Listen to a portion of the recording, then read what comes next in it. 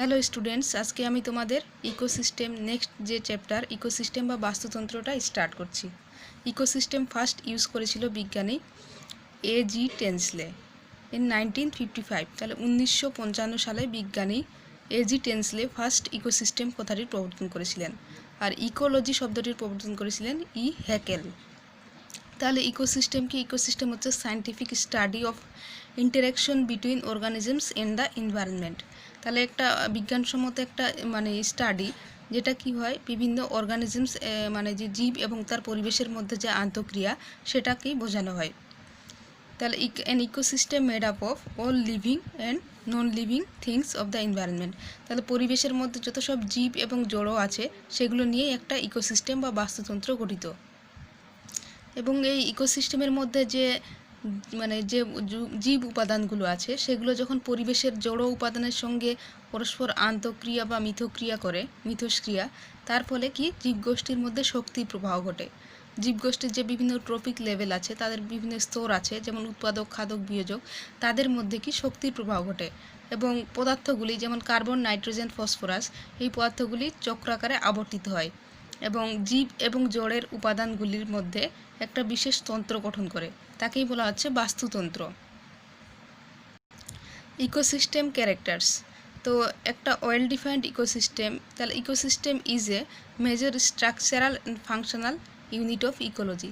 তাহলে বাস্তুতন্ত্রের একটা স্ট্রাকচারাল হচ্ছে একটা গঠনগত এবং কার্যগত একক হচ্ছে ইকোসিস্টেম।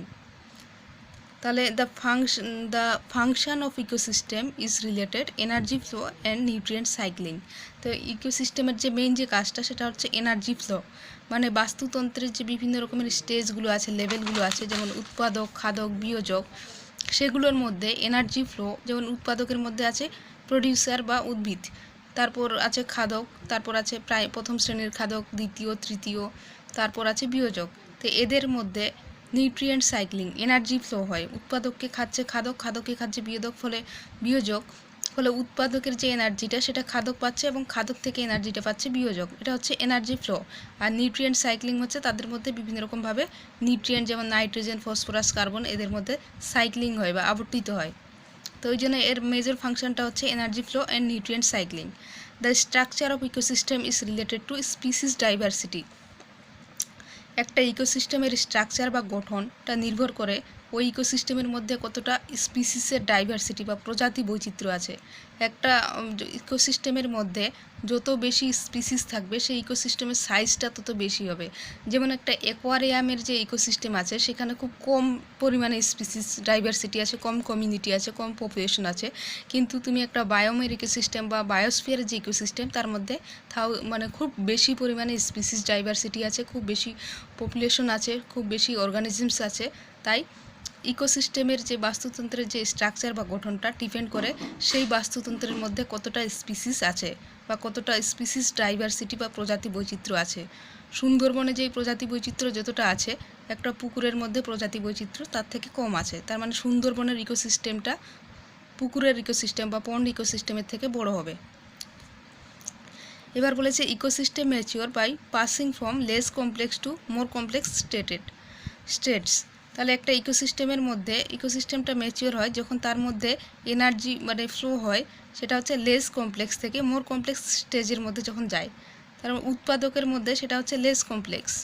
তারপর উৎপাদক থেকে খাদক থেকে যখন বিয়োজকে যায়, লেস কমপ্লেক্স থেকে খুব কম জটিল থেকে জটিলতর দিকে যায়, সরল থেকে জটিলের দিকে যায়।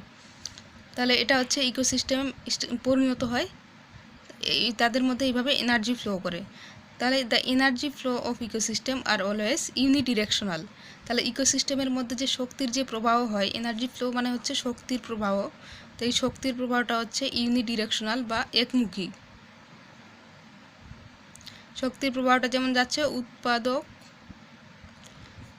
থেকে খাদক, খাদক থেকে বিয়োজক। তাহলে শক্তির প্রবাহটা খাদক থেকে আবার অন্য কোথাও যায় না, তাহলে এর ডিরেকশনটা হচ্ছে একদিকে, ওই জন্য বলা হচ্ছে ইউনিডিরেকশনাল। এবার আমরা আসছি প্যাটার্ন অফ ইকোসিস্টেম বা বাস্তুতন্ত্রের ধরন। তো একটা বাস্তুতন্ত্র দু রকমের হতে পারে, একটা হচ্ছে ন্যাচারাল আর একটা হচ্ছে আর্টিফিশিয়াল, যেমন একটা প্রাকৃতিক আর একটা কৃত্রিম। তো প্রাকৃতিক যেগুলো আছে, সেগুলো হচ্ছে টেরেস্ট্রিয়াল একটা, আর একটা হচ্ছে অ্যাকোয়াটিক। টেরেস্ট্রিয়াল যেগুলো আছে সেগুলো হচ্ছে forest ecosystem, grassland ecosystem, desert ecosystem. তাহলে ন্যাচারাল ইকোসিস্টেম কাকে হচ্ছে? যেগুলো প্রকৃতি থেকে তৈরি হচ্ছে। যেমন এই টাইপের ইকোসিস্টেম হচ্ছে বনের যে বাস্তুতন্ত্র বা মরুভূমির যে বাস্তুতন্ত্র, এগুলো হচ্ছে ন্যাচারাল। আর আর্টিফিশিয়াল কোনগুলো? যেগুলো হচ্ছে মানুষের দ্বারা তৈরি, যেমন হচ্ছে ধান ক্ষেত, শস্য ক্ষেত, বা যেগুলো মানুষ তৈরি করেছে, ভুট্টা ক্ষেত, এগুলো হচ্ছে আর্টিফিশিয়াল। এর মধ্যে আবার ন্যাচারালের মধ্যে দুটো ভাগ আছে, একটা হচ্ছে টেরেস্ট্রিয়াল আর একটা হচ্ছে অ্যাকোয়াটিক। টেরেস্ট্রিয়াল মানে হচ্ছে স্থলভূমির বাস্তুতন্ত্র, আর অ্যাকোয়াটিক হচ্ছে জলজ বাস্তুতন্ত্র। তো এই প্রকার বাস্তুতন্ত্র আবার বিভিন্ন রকমের হতে পারে। একটা হচ্ছে ফরেস্ট ইকোসিস্টেম বা বনের যে বাস্তুতন্ত্র, একটা হচ্ছে গ্রাসল্যান্ড বা চারণভূমির যে বাস্তুতন্ত্র, আর একটা হচ্ছে ডেজার্ট ইকোসিস্টেম বা মরুভূমির বাস্তুতন্ত্র। আর অ্যাকোয়াটিক যেটা আছে, অ্যাকোয়াটিক যেটা হচ্ছে জলজ বাস্তুতন্ত্র, এটাও বিভিন্ন রকমের হতে পারে। একটা হচ্ছে ফ্রেশ ওয়াটার বা মিষ্টি জলের বাস্তুতন্ত্র, যেমন হচ্ছে পুকুর, খাল, বিলের যে বাস্তুতন্ত্র। আর একটা হচ্ছে লোটিক বা স্রোতযুক্ত স্বাদু জলের যে বাস্তুতন্ত্র, যেমন হচ্ছে ঝর্ণা বা নদী। আর লেন্টিক হচ্ছে স্রোতহীন জলের বাস্তুতন্ত্র। লেন্টিক বলতে বোঝায় মানে স্রোতহীন জলের যে বাস্তুতন্ত্র, যেমন হচ্ছে পুকুরের বাস্তুতন্ত্র। তো মিষ্টিটাও হচ্ছে লেন্টিক হতে পারে। এবার হচ্ছে নোনা জলের বাস্তুতন্ত্র বা মেরিন ইকোসিস্টেম, যেটা হচ্ছে সমুদ্রের জলের যে বাস্তুতন্ত্র। এরপর আসছে ecosystem according to the structure. তাদের গঠন অনুযায়ী যদি আমরা ইকোসিস্টেমকে দেখতে যাই, তাহলে একটা হচ্ছে ম্যাক্রো ইকোসিস্টেম বা বৃহৎ বাস্তুতন্ত্র, যেমন হচ্ছে মেরিন ইকোসিস্টেম বা সমুদ্রের যে বাস্তুতন্ত্র। মেসো ইকোসিস্টেম, যেটা হচ্ছে মাঝারি বাস্তুতন্ত্র, যার এক্সাম্পল হচ্ছে ফরেস্ট ইকোসিস্টেম, জঙ্গলের বা বনের যে বাস্তুতন্ত্র, সেটা হচ্ছে মেসো ইকোসিস্টেম। আরেকটা হচ্ছে মাইক্রো ইকোসিস্টেম, হচ্ছে ক্ষুদ্রাকার বাস্তুতন্ত্র, যেটা হচ্ছে পন্ড ইকোসিস্টেম। আর একটা হচ্ছে ন্যানো ইকোসিস্টেম, মানে ক্ষুদ্রের থেকেও অতি ক্ষুদ্র বাস্তুতন্ত্র, সেটা হচ্ছে অ্যাকোয়ারিয়াম ইকোসিস্টেম। তাহলে এগুলো হচ্ছে তাদের গঠন অনুযায়ী বিভিন্ন রকমের ইকোসিস্টেম। এবার হচ্ছে কম্পোনেন্টস অফ ইকোসিস্টেম। আমি ইকোলজির কম্পোনেন্টসগুলো পড়িয়েছিলাম, সেই কম্পোনেন্টগুলোই হচ্ছে এখানকার ইকোসিস্টেম। তো এবায়োটিক ফ্যাক্টর বা অজীবজ যে উপাদানগুলো আছে, আর বায়োটিক ফ্যাক্টর হচ্ছে জীবজ উপাদান। তার মধ্যে আছে এবায়োটিকের মধ্যে লাইট, টেম্পারেচার বা বিভিন্ন রকমের chemical compounds, carbohydrate, protein, liquid, oxygen, সেগুলো হচ্ছে এবায়োটিক কম্পোনেন্ট। বায়োটিক কম্পোনেন্টের মধ্যে যেগুলো আছে অটোট্রফ বা স্বভোজী, যারা নিজেদের খাদ্য নিজে তৈরি করতে পারে বা প্রডিউসার বলে তাদের, উৎপাদক, যেমন হচ্ছে সবুজ উদ্ভিদ। আরেকটা হচ্ছে হেটেরোট্রফ বা পরভোজী। পরভোজীটা আবার বিভিন্ন রকমের হতে পারে, যেটা হচ্ছে পরভোজী বা খাদক বলা যায়, কনজিউমার।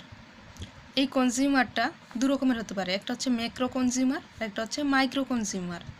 ম্যাক্রো কনজিউমারটা হচ্ছে আকারে বড়, এটা হচ্ছে হার্বিভোর বা শাকাশী। শাকাশী হচ্ছে যারা সবুজ উদ্ভিদ খায়, শাকসবজি খায়, তাদেরকে বলা হচ্ছে শাকাশী। আর অমনিভোর হচ্ছে মাংসাশী, যারা কোনো প্রাণীর মাংস টাংস খায়, তাদেরকে বলা হচ্ছে এই কার্নিভোর। আর অমনিভোর আরেকটা আছে, অমনিভোর, যারা হচ্ছে শাকাশী মাংসাশী দুটোই, যে মানুষ হচ্ছে অমনিভোর। তো অ্যাকর্ডিং টু নিউট্রিশন, তাদের আবার পুষ্টির স্তর অনুযায়ী এই মানে এটাকে কি বলে, ম্যাক্রো কনজিউমারকে তিনটে ভাগে ভাগ করা হয়। একটা হচ্ছে প্রাইমারি কনজিউমার, সেকেন্ডারি কনজিউমার, আর একটা হচ্ছে টার্সিয়ারি কনজিউমার। তো প্রাইমারি কনজিউমার হচ্ছে মানে যেসব প্রাণীগুলো সরাসরি কোনো স্বভোজী জীব বা উদ্ভিদের উপর নির্ভরশীল, তাদেরকে বলা হচ্ছে প্রাইমারি কনজিউমার। যেমন বিভিন্ন তৃণভোজী প্রাণী বা ছাগল, এই টাইপের প্রাণীগুলো হচ্ছে প্রাইমারি কনজিউমার। আর সেকেন্ডারি কনজিউমার হচ্ছে যেসব খাদক মানে তাদের প্রাইমারি খাদকদের আবার খাদ্য হিসেবে গ্রহণ করে, তাদেরকে বলা হচ্ছে সেকেন্ডারি কনজিউমার। তাহলে প্রাইমারি খাদকদের খাচ্ছে সেকেন্ডারি কনজিউমার, অর্থাৎ কুকুর, বিড়াল, নেকড়ে, এগুলো, ব্যাঙ, টিকটিকি, ছোটো মাছ, এগুলো হচ্ছে সেকেন্ডারি কনজিউমার। আর আরেকটা হচ্ছে টার্সিয়ারি কনজিউমার। তো টার্সিয়ারি কনজিউমার হচ্ছে যারা সেকেন্ডারি কনজিউমারকে আবার খাদ্য হিসেবে গ্রহণ করে, মানে গৌণ খাদকদের আবার খাদক হিসেবে গ্রহণ করে, তাদেরকে বলা হচ্ছে প্রগৌণ খাদক বা তৃতীয় শ্রেণীর খাদক। এবং এরা যেমন বড় কোনো রকমের মাংসাশী প্রাণী, যেমন হচ্ছে বাঘ, সিংহ, কুমির, এগুলো হচ্ছে প্রগৌণ খাদক বা তৃতীয় শ্রেণীর খাদক। আর মাইক্রো কনজিউমার হচ্ছে ডিকম্পোজার বা বিয়োজক, যারা হচ্ছে বিভিন্ন রকমের মাইক্রোবস বা ছত্রাক, ফাঙ্গি জাতীয় জিনিসগুলো হচ্ছে ডিকম্পোজার। এবার আসছি প্রডিউসার কাদের বলে, উৎপাদক। তো producer use energy from the sun, তাহলে সূর্য থেকে তারা এনার্জি পায়, এনার্জি গেইন করে বা খাদ্য তৈরি করে a nutrient like nitrogen and phosphorus from the soil to produce high energy chemical compound by the process of photosynthesis. তাহলে উৎপাদক হচ্ছে সবুজি বা গাছেরা, সবুজ গাছেরা। তাহলে প্রডিউসার ইউজ এনার্জি, তারা এনার্জি পায় কোথা থেকে? সান থেকে। আর নিউট্রিয়েন্ট কোথা থেকে নেয় বা পুষ্টি নেয়? নাইট্রোজেন ফসফরাস, সেগুলো হচ্ছে মাটি থেকে। তাহলে সান থেকে এনার্জি নিচ্ছে আর মাটি থেকে নিউট্রিয়েন্ট নিচ্ছে টু প্রডিউস। তারপর তারা কী করছে? High energy chemical compound, high energy chemical compound যেমন গ্লুকোজ টু গ্লুকোজ, এই টাইপের কেমিক্যাল কম্পাউন্ডগুলো তৈরি করছে কিসের মাধ্যমে? By the process of photosynthesis. তাহলে সালোক সংশ্লেষের মাধ্যমে তারা খাদ্য তৈরি করে। সূর্য থেকে নিচ্ছে এনার্জি আর মাটি থেকে নিচ্ছে সয়েল বা ওয়াটার, নিয়ে তারা হাই এনার্জি কেমিক্যাল কম্পাউন্ড তৈরি করছে ফটোসিনথেসিস প্রক্রিয়ার মাধ্যমে। তাদেরকে বলা হচ্ছে প্রডিউসার বা উৎপাদক, যেমন হচ্ছে গাছ। আর কনজিউমার বা হেটেরোট্রপ হচ্ছে consumers use the energy stored by the producer. তাহলে প্রডিউসার ফটোসিনথেসিস প্রক্রিয়া যে খাদ্যটা তৈরি করেছিল, যে এনার্জিটা গেইন করেছিল, কনজিউমার প্রডিউসারদের খাচ্ছে। তা এই জন্য বলা হচ্ছে consumer use the energy food store by the producer. তাহলে প্রডিউসার যে খাদ্যটা সঞ্চিত করে রেখেছিল সেটাই কনজিউমার খাচ্ছে।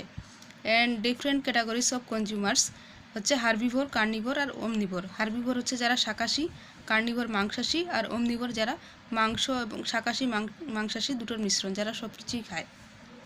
এরপর আমরা আসছি ডিকম্পোজার বা বিয়োজক। তো decomposers are very important in ecosystem as the responsible for the recycling of nutrient. তাহলে ডিকম্পোজাররা খুব গুরুত্বপূর্ণ, কারণ কি? তারা রেসপন্সিবল মানে দায়িত্ব, তারা দায়ী ফর রিসাইক্লিং অফ নিউট্রিয়েন্ট। তাহলে বাতাসের মধ্যে যে নিউট্রিয়েন্ট বা বিভিন্ন মাটির ভেতরে যে নিউট্রিয়েন্ট আছে সেটা রিসাইক্লিং হয় ডিকম্পোজারের দ্বারা। যেমন নাইট্রোসোমোনাস, নাইট্রোব্যাক্টর, অ্যাজোটোব্যাক্টর, এই টাইপের যে ব্যাকটেরিয়াগুলো আছে যেগুলো হচ্ছে নাইট্রোজেন ফিক্সেশনে সাহায্য করে। বায়ুমণ্ডলে যে নাইট্রোজেন আছে, নাইট্রোজেনটা ভেঙে নাইট্রেট এবং নাইট্রাইট যৌগে পরিণত হয়।